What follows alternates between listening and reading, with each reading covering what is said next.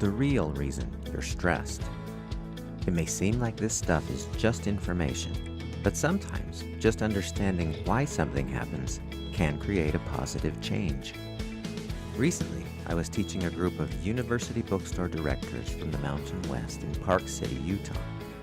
After the morning class, I was visiting with several of the participants. One woman in particular stopped to tell me that in over 50 years, she had never learned about stress and how and why it happens in such a simple and concise way. She mentioned that after listening for the little bit of time that we were together, she was confident she knew what she needed to do to stay motivated to remove all of the possible stress from her life.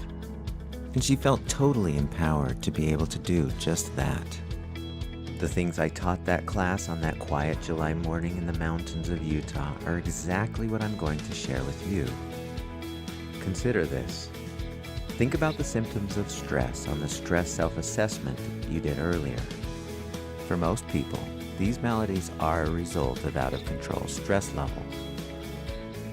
Here's a list of health problems that are known to result when the stress response remains activated. As you can see, the list of symptoms of chronic stress is a long one. But why would this be the case? Why, when we're stressed, would the body generate sore muscles, headaches, fatigue, irritability, and a host of other unpleasant conditions? If it is so detrimental to our well-being, why do we have this experience of stress in the first place? To understand this, it's very important that we learn the real and only reason why stress happens. Pay close attention. Our ancestors did it to us. Let's transport ourselves back in time many, many generations ago and observe what life was like for our ancestors. We want to look specifically at how our ancient relatives dealt with dangerous conditions and life-threatening situations. Imagine that we're living many centuries ago in a place where we find no trace of modern conveniences. We have no nice homes, no cell phones or television, no indoor plumbing, no electricity, no food in the cupboards, no cars, nothing to keep us in relative comfort. It's nothing like the environmental conditions in which we find ourselves today. For the sake of this illustration, let's say that we all live in caves or in huts out in the wilds of some undeveloped area of the world. Let's imagine that I happen to live in a cave. I've invited you and many of our neighbors over to my place because I have just killed a very big animal and I'm cooking it on my prehistoric barbecue. Many of our friends are at my cave hanging out, feeling calm and peaceful, and having a fun time. We're having a nice, relaxing moment together. As you picture this scene, you'll notice that the place where I live happens to border a forest thick with trees, bushes, and shrubbery. It's a very beautiful and natural setting.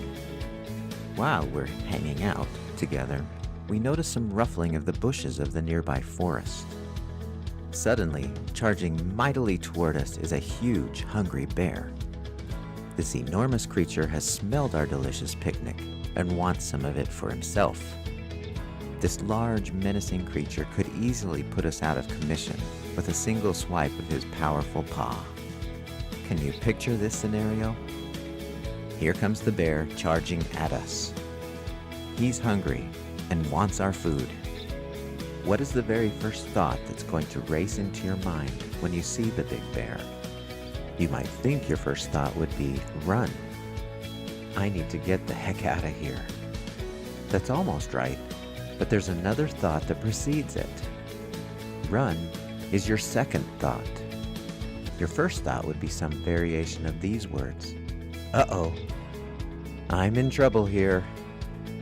I'm in serious danger, and if I don't do something quickly, I'm likely to die or experience serious physical pain. This is really bad. Thoughts like these happen very quickly, in a fraction of a second. And next comes the stress response. Almost as quickly, this initial thought is followed by the next thought. Run.